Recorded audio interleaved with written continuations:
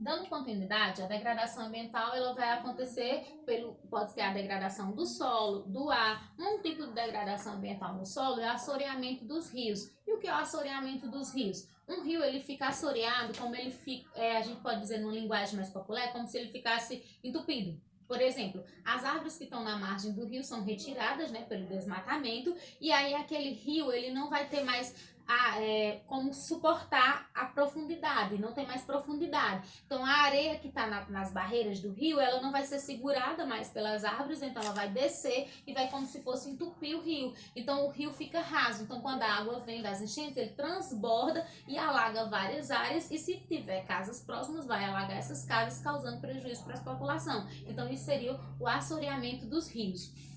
Outra coisa muito importante para a gente falar é o comércio das espécies silvestres, certo?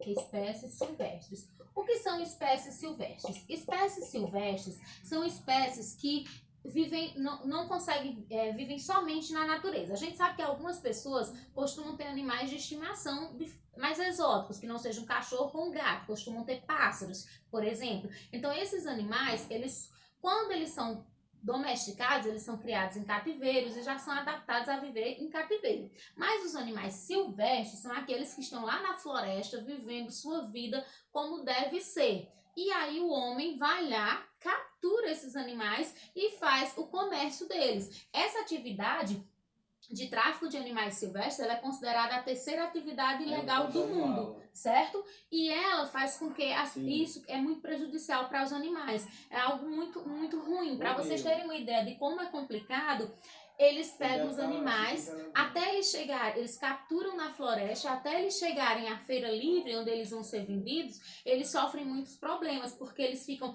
trancados em carros, com as luzes acesas o tempo todo, para que eles possam se alimentar, não parar de se alimentar. Isso altera o metabolismo desses animais, eles ficam extremamente estressados, ao ponto que alguns animais, principalmente as aves, elas, quando estão em cativeiro, elas arrancam as próprias penas de tão estressados que eles ficam por conta dessa situação.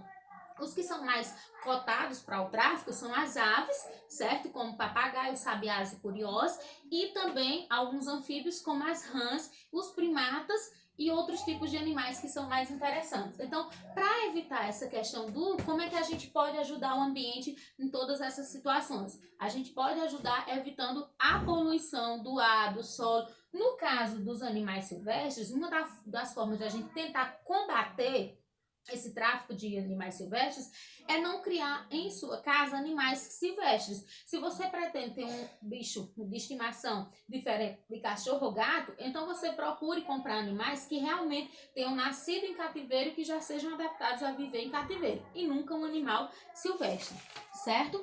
A caça predatória também é outra coisa que vem prejudicando a fauna, né? Os animais de uma região. Como a caça predatória é uma coisa que vem estar presente no Brasil desde a época colonial. Na época colonial, a gente tinha a caça realizada pelos indígenas, porque para os indígenas, na cultura deles, o homem passava para a vida adulta quando ele fazia a sua primeira caça. Então ele tinha que fazer essa caça para poder se tornar adulto, então é a caça predatória. E no caso dos europeus, eles achavam interessante usar as peles de animais, então a caça era uma coisa considerada muito bacana e geralmente era feita pela elite para poder depois utilizar as peças. E isso pode levar alguns animais à extinção, certo? Então é algo que também deve ser combatido, certo? E a caça predatória, ela leva os animais à extinção. E a gente sabe também que os vegetais, eles podem sofrer extinção, como é o caso no nosso país. Nós temos o exemplo do pau-brasil e do mogno, que são dois tipos de árvores que foram explorados demais para a questão da indústria madeireira, e também do palmito jussara, que foi muito utilizado, que é muito utilizado para consumo do palmito. E isso é muito complicado, porque uma palmeira que leva de 12 anos de idade, ela pode ser destruída em apenas minutos para poder retirar o palmito para consumo humano. Então, a gente tem que estar todo dia tendo essa consciência para evitar esse consumo. Então, o que você pode fazer para ajudar isso? Você pode procurar utilizar sempre materiais reciclados, sempre que possível usar reciclado, ou reciclar o que você tem em casa. Você pode também evitar o consumo de materiais que tenham como base a palma, certo? Como eu já falei também, evitar de ter em casa animais silvestres para diminuir o tráfico de animais silvestres, não visitar, não fazer lugares onde tem shows de animais, como circo, por exemplo. Então, evitar ir a esses lugares para que eles possam, com o tempo, deixar de existir, que a gente não tenha esses animais sendo utilizados como para shows, de forma que eles não sejam bem tratados, né? Isso. Então, são formas que você pode fazer no seu dia a dia para evitar de contribuir com essa degradação ambiental, certo? Então, nós temos que ter essa consciência, porque se a gente eu digo vocês como aluno, eu como professor e todos nós como comunidade, como nação, se a gente não parar para ter esse cuidado, mais na frente talvez a gente não tenha uma natureza de uma forma equilibrada que possamos estar vivendo nela. Então temos que ter cuidado e tentar fazer todo dia em casa, mesmo que sejam pequenas ações, mas tentar ajudar o meio ambiente da medida que a gente possa, para que a gente tenha uma educação ambiental. Isso só vai funcionar quando todos que estão envolvidos com esse processo tenham essa consciência e procurem ser o mais consciente possível, certo? Pessoal, então é isso por hoje, certo? Essa parte. Aí eu vou passar para vocês uma atividade, vou colocar aqui o conteúdo, as páginas do conteúdo para vocês estudarem.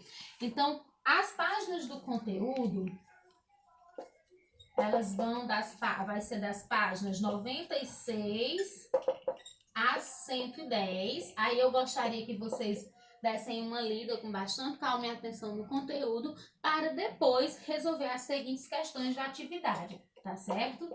Então, a atividade de vocês vão ter na página 103, aí vocês têm a questão 1.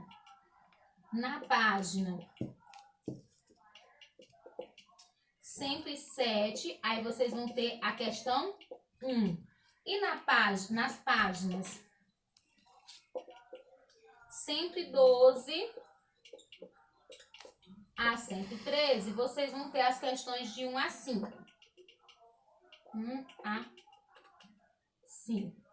Ó, para vocês entenderem como funciona. Essas duas questões aqui, da 103 e da 107, são questões abertas. Então, vocês vão ler o conteúdo e vão resolvê-las. As páginas 112 a 113, aí vocês têm 5 questões, da 1 a 5, que são questões objetivas. Mas lembrem-se, se é objetiva, mas tem que resolver com bastante atenção. Não pode marcar qualquer resposta não, tá certo? E para vocês também fica para lembrar aquela atividade que eu passei no início da quarentena. Se alguém não resolveu ainda, que eu espero que todos já tenham feito, resolvam, que na próxima aula nós iremos nos encontrar para fazer a correção destas questões aqui e das questões que eu passei na atividade no início da quarentena, para que a gente feche a atividade e faça a nossa prova bimestral, certo? Pessoal, por hoje é só. Um abraço virtual para todos vocês e tchau!